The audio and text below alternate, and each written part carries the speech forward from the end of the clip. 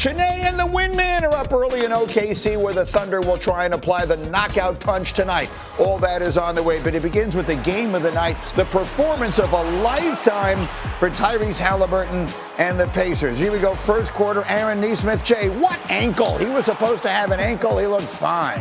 What great kick ahead by Tyrese Haliburton. Just one of those phenomenal plays, giving the ball up early and then making critical threes in a big run in the first quarter. More Haliburton Allen, second quarter here. He was sensational. He's just getting around the corner because they were so worried about the threes. He softened the defense with those two 30-footers early in the game. He had 20 points in the first half. Third quarter now, it's a 5-point game. It's more from Haliburton.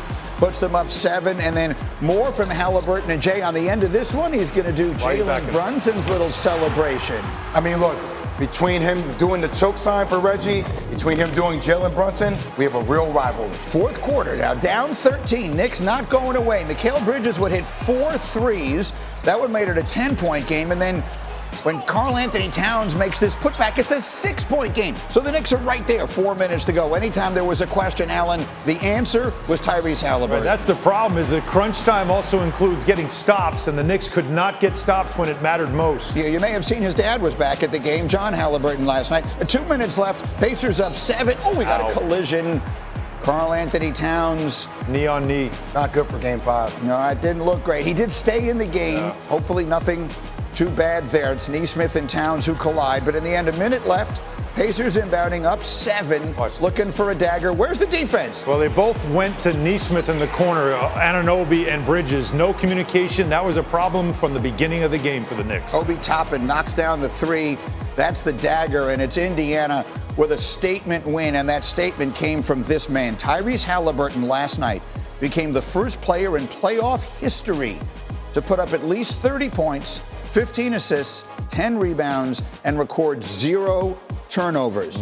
He also became the first Pacer ever to record multiple career playoff triple-doubles. Here he was after the game.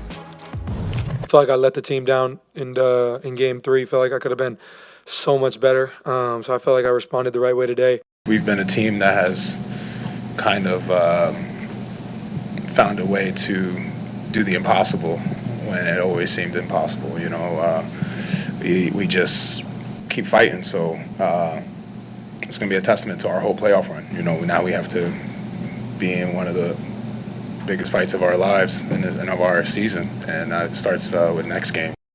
That's tomorrow night, Game 5 in New York. Chiney is here. And the Windman, I will start with you. As you can take, I know you're too big a man to do it, but you could take a victory lap. You told us all before these playoffs started that the Pacers were a championship contender hiding in plain sight because of their seed. They, and in particular Tyrese Haliburton, very impressive last night. Yeah, well, I think when you look at the Pacers, you have to have a coach that has a system that matches the talent. And actually, I think that in a lot of ways sums up the Knicks. The Knicks are there because of those things.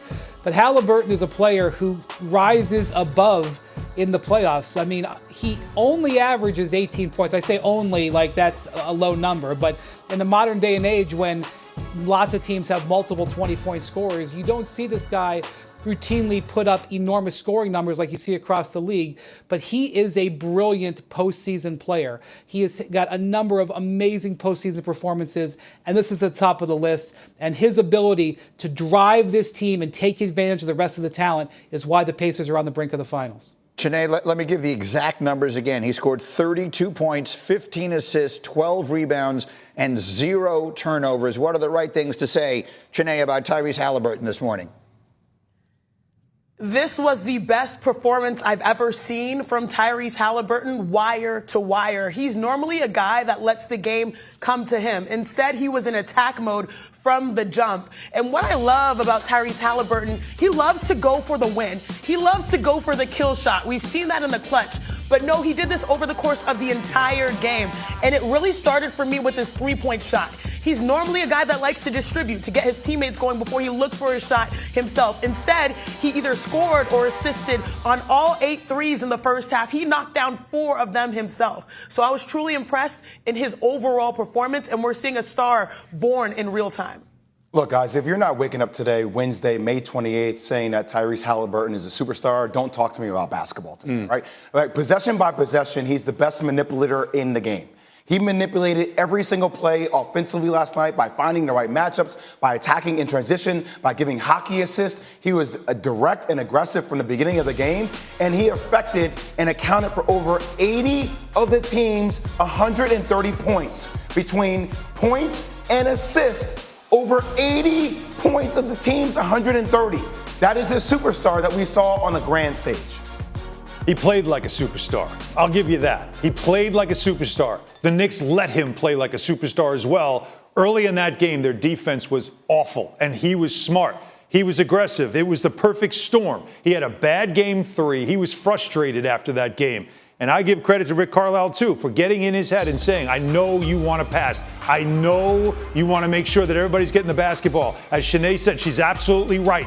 He doesn't normally look to be the aggressive scorer. He was in the first quarter of that game. That set a tone and had the Knicks on their heels. Once he hit a couple of those deep threes, then all of a sudden they're like wondering, now what do we do? Do we play up? Do we play back? He had them completely on skates. He played like a superstar in this game when it mattered the most, and he does embrace that role of a guy. He does the Brunson Selly, the choke thing. He's loving every minute of this series and playing against the Knicks because he's playing up that Reggie Miller role. So when you say played like a superstar, is that a caveat to him being a superstar? Getting there. Yeah, getting there. I mean, how many other things does he need to do to prove that he's a superstar? He probably want to get a championship.